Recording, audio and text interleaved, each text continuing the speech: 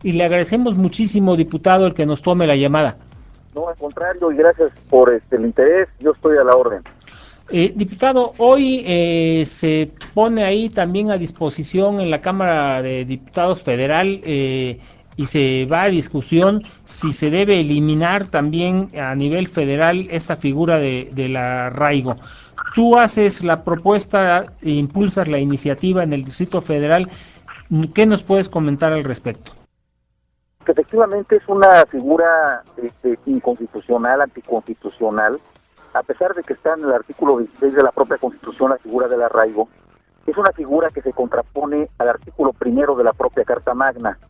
El artículo número 1 de la Carta Magna señala que todos los actos jurídicos de la Federación serán con estricto apego a los derechos humanos, y es contrario a los derechos humanos el arraigo. Así lo han determinado en todos los países, aunque México tiene tratados internacionales. Hemos suscrito tratados internacionales en donde se prohíbe el arraigo, y la propia Carta Magna señala que los tratados internacionales tienen el mismo nivel que la Constitución. De tal manera, si tenemos leyes y normas que se contraponen, siempre se debe de dar el beneficio al reo. Por lo tanto, el arraigo debe desaparecer. Es una figura anacrónica, una figura que lesiona los derechos humanos, una figura que va contrario a los tratados internacionales.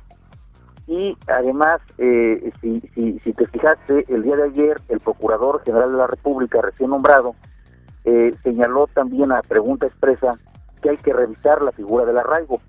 Ya existen cerca de 6 o 7 recomendaciones por parte de Naciones Unidas que señala que México debe de apartarse de esa figura porque es contraria a derechos humanos. Entonces, en síntesis, lo que yo diría es de que hay que desaparecerla en terreno federal y también en terreno local. La Asamblea de Representantes, la Asamblea Legislativa tiene una oportunidad en estos momentos de derogar esta figura que es anacrónica. Señor diputado, ¿estarás de acuerdo conmigo que cuando hay inseguridad, cuando hay miedo sobre todo, pues uno cede los derechos, como sucedió por ejemplo en Estados Unidos cuando el terrible atentado del 11 de septiembre, y obviamente ceden los ciudadanos sus derechos? Algo similar vino sucediendo a nivel nacional en México, donde permitimos este tipo de aberraciones. Sí, pero es muy peligroso porque finalmente lo que estamos dando es una herramienta muy peligrosa al Estado para que de pronto pues pueda hacer venganzas políticas, pueda perseguir a los enemigos políticos, o incluso por cualquier arbitrariedad detener a una persona, sujetarla a un procedimiento inconstitucional por una sospecha. Y esto es muy delicado porque el arraigo, como decíamos, se detiene para investigar y no se investiga para detener como debiera.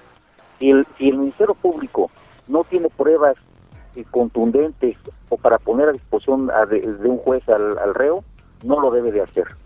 Oye, y yo te preguntaría, aquí en esta iniciativa que ustedes están presentando, ¿se está presentando también alguna figura en la cual haya consecuencias para quienes consignen de manera indebida o detengan indebidamente a cualquier ciudadano antes de investigarlo, presuntamente haciéndolo ver como un delincuente o un culpable sin tener las pruebas o, como se dice, los pelos de la burra en la mano? ¿Habrá consecuencias legales o nada más que la nación se lo demande?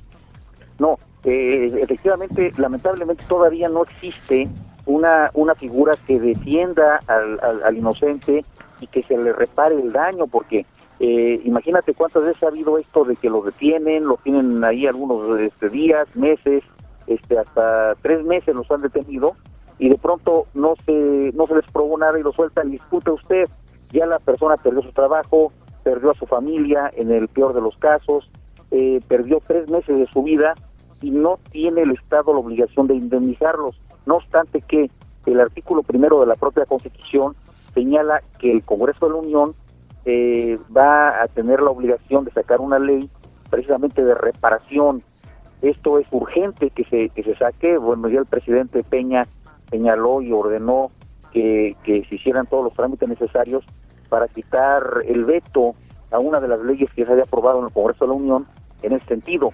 La Asamblea Legislativa tenemos que legislar de inmediato también sobre esta figura, en donde, por ejemplo, si el Estado causa un daño a un particular, el propio servidor público es responsable y también el Estado en su conjunto.